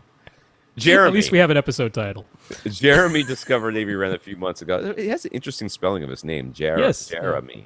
That's interesting. He discovered us a few months ago. Has been really enjoying listening since then. Now he has some questions. He's got a setup. It's got Denon AVR X4000, a bunch of triad speakers, including 2 triad in-wall subwoofers. Yes. He's got some Emotiva amps. It looks like for all of his speakers except for his subs, which he uses triad rack amp 350. Yes. Likely came with it. He went with the rack amps just by default, he says. And while the web-based settings interface they have is nice, the bass management is ultimately handled by Odyssey. And he has left all of the rack amp settings untouched except for boosting the volume in the right sub. Okay. This being the case, could he have gone with something like an Emotive XPA2 that would give him 2 channels of arguably better amplification for the subs, just without any of the configuration? And what would the pros and cons be? Would he be giving something up on the subs to use traditional amp versus the application-specific sub-amp when the receiver pre-pro does the actual crossover and the EQ work? The only time I ever worry about, well, first of all, you're right. You're not using all those special the features. Whistles. No. Yeah, you're not doing that. That's why you bought the X4000, because it does all that for you. That being said, I don't know that you're going to get arguably better amplification. I mean, it's either amplified or it ain't. Yeah. Unless it's clipping, unless you're thinking it's clipping, or distorting in some way. I don't think that that's going to be the case, because Triad wouldn't have paired them with these subs otherwise. So I don't think that's an issue. When you take a traditional amplifier that's not specifically designed to go with a sub, and pair it with a sub, I would always do a little bit of research first. I wouldn't just say, hey, Emotive makes great amps, therefore I'm going to put it with the sub. Subs are kind of their own beast. They're very often low impedance. I mean, some of them are like 2 or even 1 ohm. Yeah, in which case you want to make sure you got the right type of amp to pair up with. Yeah, and that's why these sub amps are sort of custom built for them, because they don't have to worry about being linear up above 80, 90, 100, 120 hertz. They don't have to worry about any of that. They just have to be linear during these lower frequencies, and they have to have oodles of power usually, and they have to be able to handle the impedance. So you have to make sure that you can't just grab any old amp when it comes to a sub. You would ask the same questions you would ask of a speaker. What's the impedance? What's the frequency response? How much power does it really need?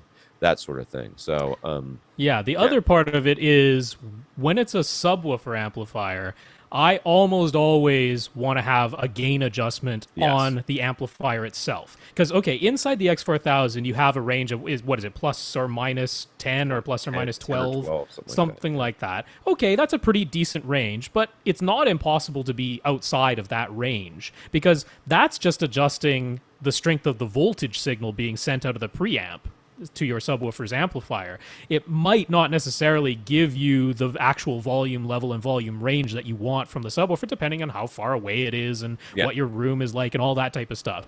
Which is why, even the very most basic subwoofer, it still has a volume knob on it somewhere, or, little volume buttons or something like that, so that you can actually independently adjust that. So it's why if you go to like Parts Express or something like that and you get one of their subwoofer kits, even the ones that don't come with a plate amp that would be built into the cabinet, they're pairing it up with like a Crown professional amplifier, or, a Behringer professional amplifier or something like that. But those pro amps have gain knobs on them so that you can adjust the gain at the amplifier itself. That's a feature I wouldn't be keen to give up in favor of an Emotive XPA2 or something like that. I think it's too important to still have that. Yeah, and Emotive, I did have an amp from them it was a 2-channel amp that I used for the $1,500, $2,000 shootout, where each channel had its own gain on it, and that's how I level matched everything. So that but most home theater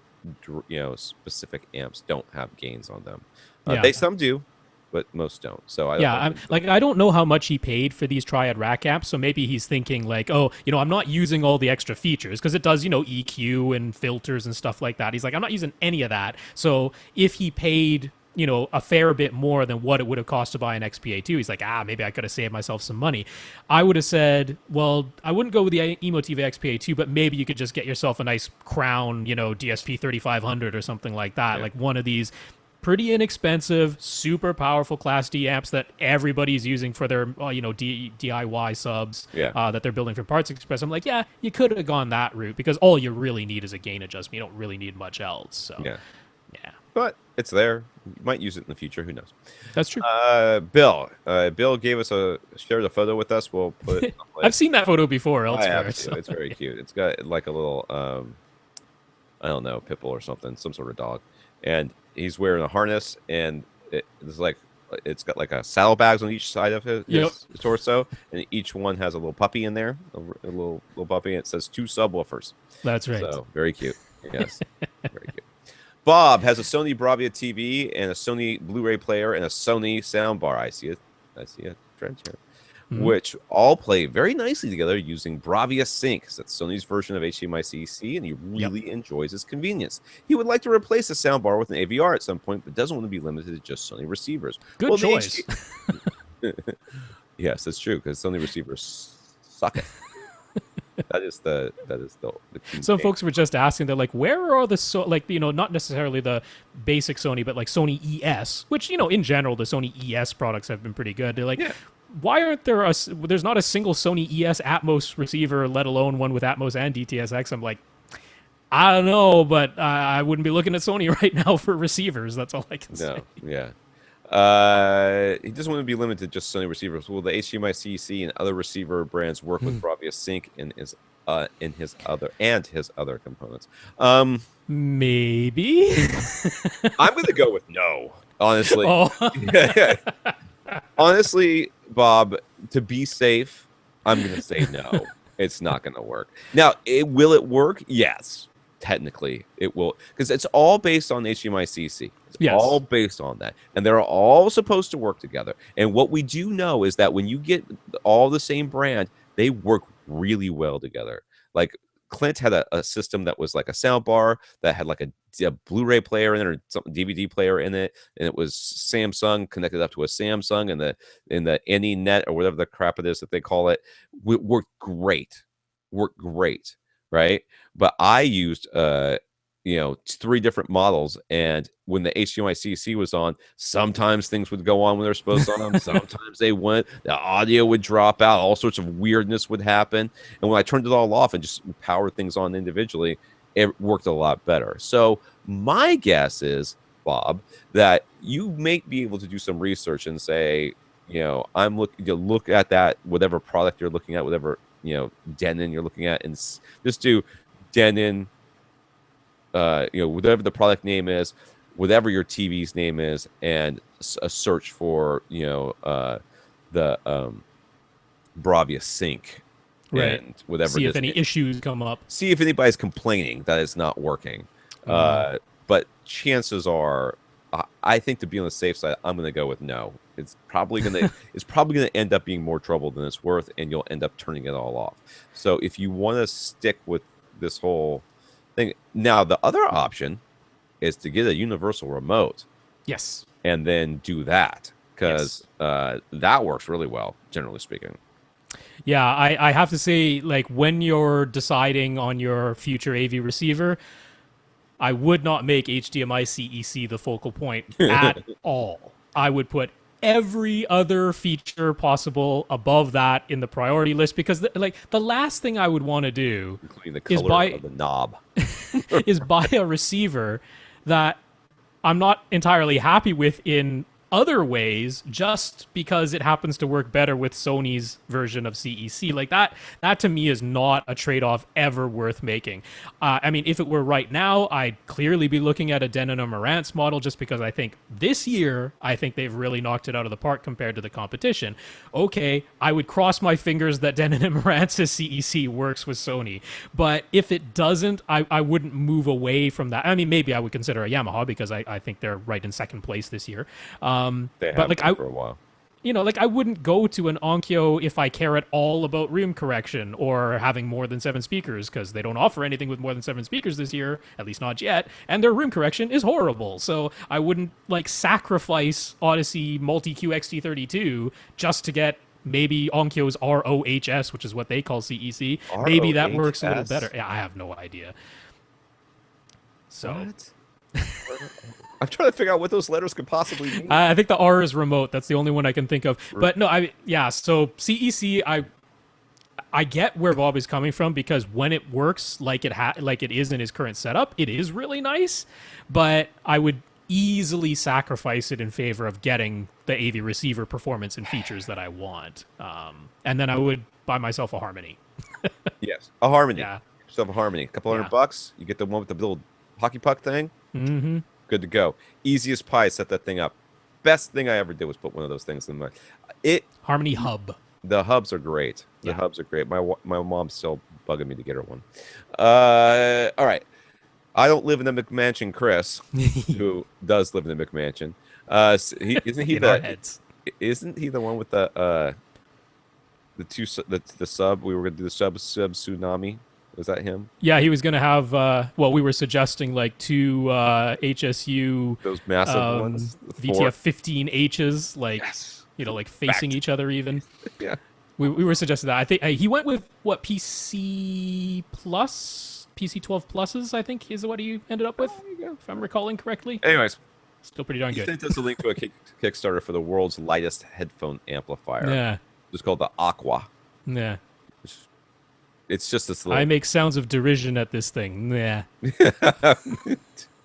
It's not very. It's cheap as chips, and you can. It's either got a Thunderbolt connection or a micro mini or whatever the heck. Yeah, it is. Lightning or a micro USB. Because it's meant to Lightning. You said Thunderbolt. Yeah, it's meant to plug into either iOS or Android devices. That's what but it's not for. all Android devices support audio. That's right. Yeah. That port. I know mine doesn't. So there's that.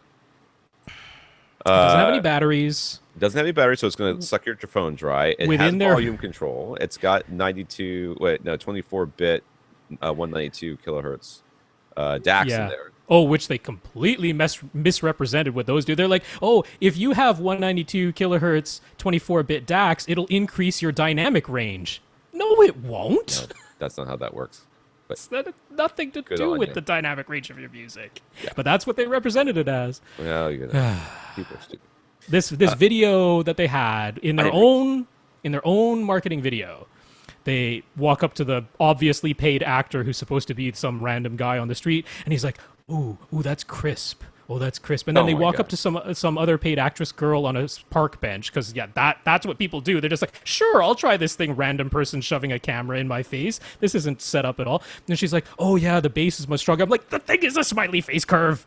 That's what this is. I guarantee that's what this is a smiley face curve. It's not an amplifier. It has a DSP. No, it's not an amplifier. First of all it is an output gain. Just like that subwoofer, not a subwoofer thing that the Digizoid or whatever. That's the same thing. And he said it wasn't an amplifier. He said it just has a high gain on the output. Yes. So there's nothing wrong with that. But let me tell you something, Haas. If you're not ready for it, you will blow your headphones or your ears or the other. Because with my headphones, because my headphones are a little hard to drive, so it's usually up pretty high. Yeah. And man, I remember the first time I plugged that thing in, I was like, the headphones came off my ears. So I was like, oh, it's like it was so loud that I slapped my headphones off my head. I was like, just hit myself. I started hitting myself like I was attacked by bees. So, I also completely disagree with the axiom of their argument that what comes out of your iPhone or your high-end Android device is inherently bad quality audio. It simply isn't true. It's not true. It is not true. People have measured what comes out of the iPhone 6 or the iPhone 5S, like what comes out of the headphone output. Granted, it's recommended you turn off the radios, right? Turn off the Wi-Fi, turn off the Bluetooth, because those can introduce interference. Okay, but it's pretty darn simple to turn those off. It's really not difficult. So you turn off the Wi-Fi, and all of a sudden what comes out of the headphone amplifier, not even out of the digital port or anything like that, right out of the headphone jack is like a really clean linear signal with an incredibly low noise floor. I reject their basic premise of their argument that it's such crappy sound you have to improve it. I will say, yes, there are headphones that cannot be easily driven by the headphone jack of an iPhone, but this thing is drawing power from the iPhone. It doesn't have its own battery. I will bet you dollars to donuts it's a smiley face curve. Oh yeah, I'm sure that's what it is. I started looking at some of the pictures. Well, anyway, we're up to Dawn. Dawn, right? Hold on, I went too far down. I like this. This is Dawn sent us a link to that Pizza Box Projector. I've seen this before. I had never seen it before, so I was entertained. Yeah, so basically, is it Pizza Hut, right? It's Pizza Hut. It's Pizza Hut, yeah. And the way I don't know exactly how it works, but what they did is it looks like a box. Yes. A pizza box. Yeah. It is a pizza box. I don't think they put a pizza in there, though. I think they put another box with a Well, they kind of showed it with a pizza in there, but I'm betting you wouldn't really use it. Do not put the pizza in there because then everything else. And it starts to get soggy, too. I was a manager for Pizza Hut for years. I know all about the boxes, all right? Now, it's not something I'm proud of. Now, they have this little... inside Pizza Hut boxes, in most pizza places, they have a little plastic table-looking thing, and they put that. There is a name for that. There's like an official name there for is that a thing, name and I for can't it. I remember, can't remember what it is. But anyways, the idea is that the top, because the boxes, as the steam comes off the pizza, they sag, and that's right. They will sag and they'll touch the pizza, and then you will get your cheese will stick to the top of the box, and people don't like that generally because they don't want to eat the top of the box, even though the pizza inside pretty much tastes the same.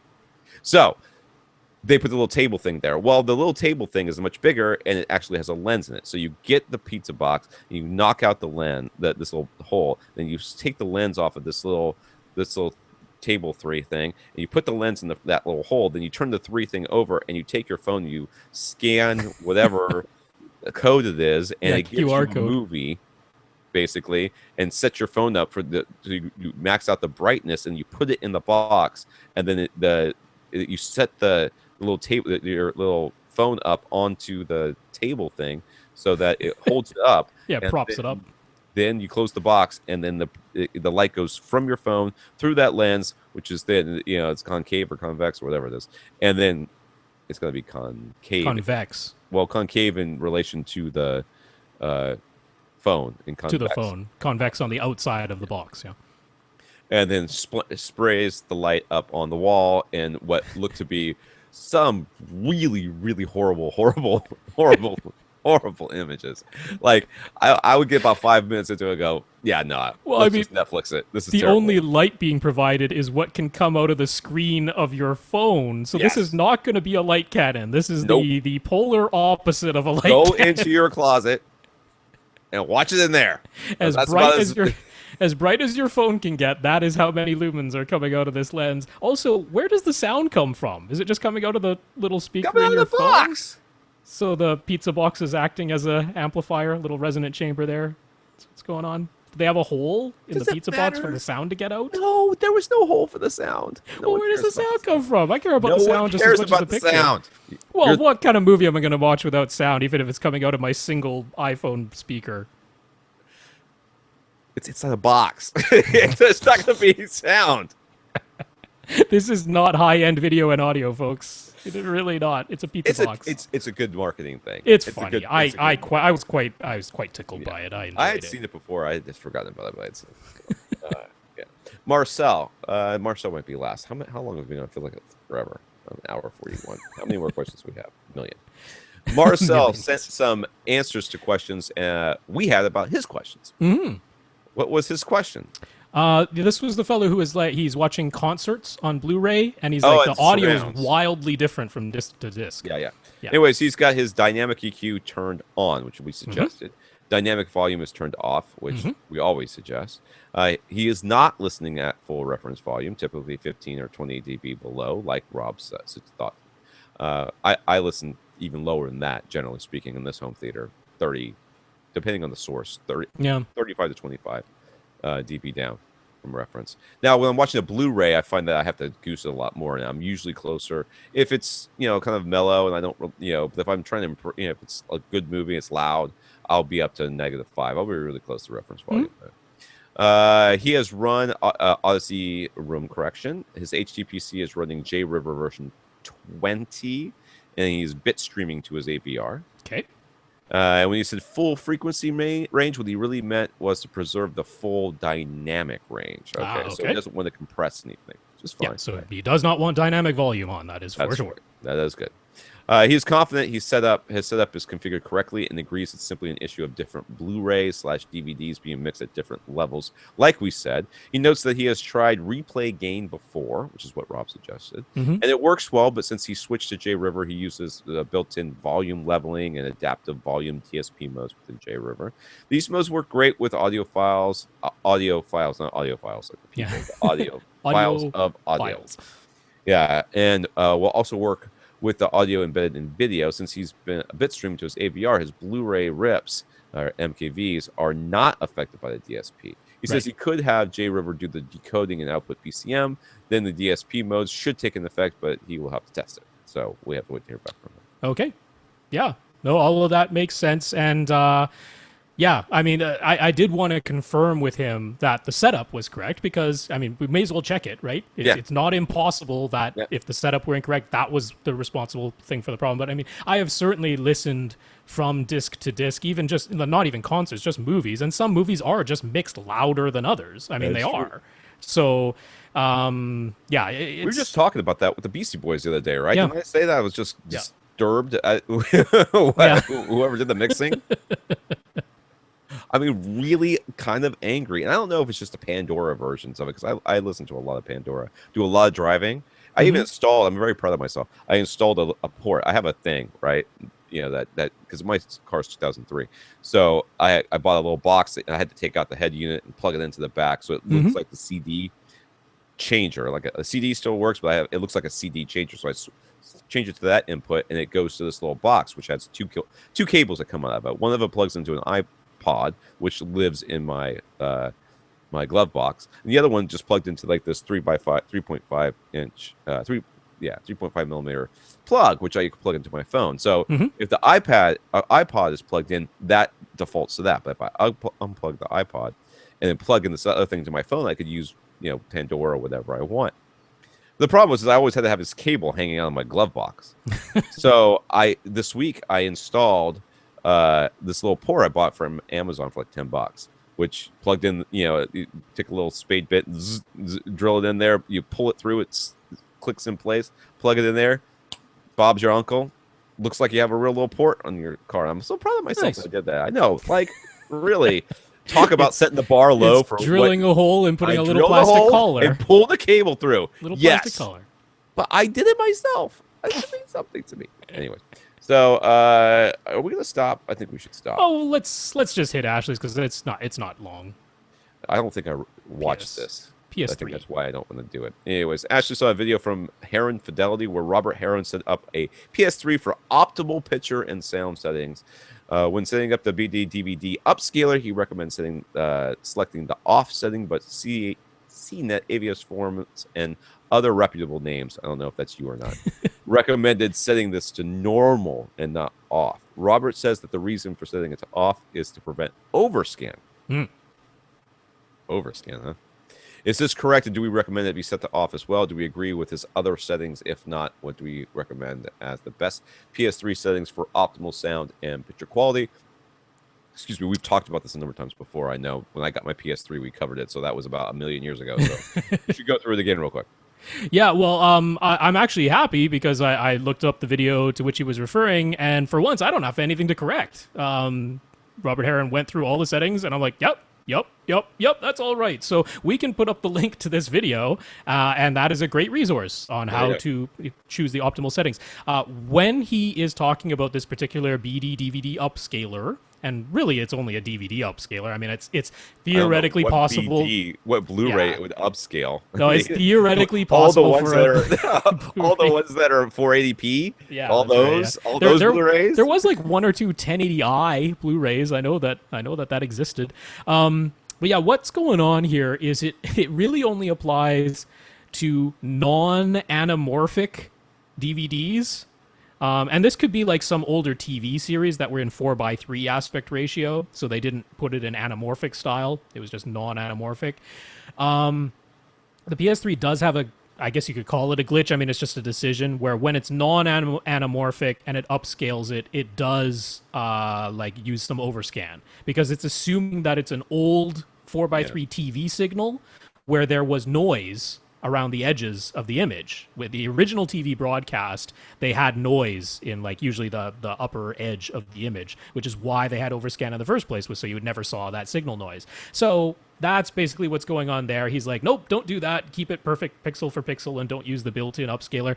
Honestly, it's like a rare thing that like nobody's going to notice. So when the other places like CNET are saying, just leave it at normal, it's because like 90% of the time, unless you're a person who watches a lot of older TV shows that were in 4:3 aspect ratio and were for some reason in non-anamorphic DVD format, that's the only time this really applies. So Robert's not wrong about this. And I'm always a fan of, with my sources, just getting the info off the disk as is, and then I'll let my AV receiver or my separate video processor or my TV do whatever it needs to do to the video signal to bring it to the native resolution of my display. I'm not a huge fan of having my source futz with it, because my source is usually a home theater PC, and the best thing I can hope for is that my home theater PC doesn't mess it up. So please just send it out as is. So that's what Robert Heron is recommending. He's like, just this is how to get things off of a Blu-ray or a DVD disc without the PS3 touching it, and then everything else in your signal chain can do as it will. So I like these settings. I think they're fine. When the second part here from Ashley is when testing the audio, the bit rate. That's got to be his. Who wrote these notes? Austin. Austin! This is hard to read. Don't make things hard to read. When testing audio, the bit rate to the PS3 is stuck at 1.5 megabits per second. I guess the big M is mega, right? Not it is. Robert says it's usually a problem with the PS3's audio output, HDMI audio output setting. The PS3 is connected via HDMI to a monoprice switch set to mode 2, and the switch is connected to via a digital coax cable to a Logitech. Oh, that's right. Here we go. Yes, he's converting the HDMI audio to a digital coax connection. Is that a problem that can be fixed, or is the 1.5 megabits per second the correct reading? There is no problem here. I don't see a problem either. It sounds like that conversion is happening, and that's right. Yeah. So when we're talking about digital coax audio or optical, sometimes called Toslink digital audio, Toshiba, I think. Yep, those are using what's called a SPDIF, that stands for Sony Philips Digital Interface. It is their specific version of audio, and that audio can transmit regular 5.1 Dolby Digital, regular 5.1 DTS, and a maximum of 2 channels of PCM audio. Those are the only formats that can go over an SPDIF connection, and that's what's being used here. So 1.5 megabits per second is the maximum bit rate of DTS, regular 5.1 DTS audio. It tops out at 1.5 megabits per second. So what Ashley is seeing here is that his PS3 is capable of getting a 1.5 megabits per second signal through this chain that's converting HDMI audio to SPDIF, which is perfect. That's exactly what it should be. There's nothing wrong here. When Robert Heron is saying that if what you're seeing is that you've connected your HDMI output from your PS3 to an AV receiver that's supposed to have Dolby True HD and DTS HD master audio decoders built into it. Tons of other options. Yeah. Then if it's showing stuck at 1.5 megabits per second, something's gone awry, because you should be able to get a higher bit rate with those formats. Those formats can't go over digital coax or optical. So Ashley is fine. Yes, you're fine. All right, we're stopped. Okay, let's go and give a quick thanks back here to you son of a scrolling up. Not Tom. The person we're going to refer to. Tom is making comments at his screen. I am. Sakes. It's Don. Don, our listener of the week. A listener of the week. We appreciate it. For letting SVS know that, once again, we are supporting their bottom line. Not that it's doing us anything. He's like, hey, I bought 2 subs. It's because of them. There you go. If you would like to be like Don and support the podcast in some way, just let us know. You can always leave us a donation at www.avrant.com, or you can send us an email. Let us know how you supported the podcast in whatever unique way you did. Always looking for more art for our covers for the podcast, and I'm big into that sort of thing. So all right, feel free to send something like that in. You'll be a listener of the week for at the very least, depending on how much I love it. And you've always got if you've got music too, we still every once in a while think what's his name, Ted, yes, did our outro music. So we should mention who's left over for next week, whose questions we did not get to. I'm sure Gary's on there someplace. Gary is on there. He's second on this list for next week. We had Jerry. It's interesting because Jerry asked a very similar question to someone who just wrote today, Brian. So I'm actually probably going to copy the email I sent to Brian and send that to Jerry just so he has something to look at. So yeah, we'll probably double up those questions next week. Jerry, we got Gary, we got Jonathan again. Yes, Jonathan again. This is interesting. Not an article to read, but I know. Byron, Justin, who's got a lot of questions. No. Yes. Yes. No. What? Whatever. A lot of, 2 questions. And two some questions, setup. but there was a lot of typing involved. All right. You can email Rob at avrant.com, Tom at avrant.com. Go to question.com or questions. That's avrant.com. Jeez. Either I need to go to sleep or I need a beer. Email address question at avrant.com. That's right. That's how you get your questions answered. And facebook.com/avrant podcast is a good way as well. And G+, just look me up. And the tweets. At First Reflect for Rob, at Austin Pond with an E. Every time I say with an E, every time you there say is no I anywhere. I'm just saying that Twitter name. I every time you say with an E, I think it's Ponde. Oh, I That's see. why I think. Os 10. He has 10 osses. 10 Aussies. Oi, Yeah, oi, oi. 10 Aussies. And at AVRant_Tom for me, if you want to do that. All right, guys and gals, hopefully. For AVRant, I'm Tom Mantry.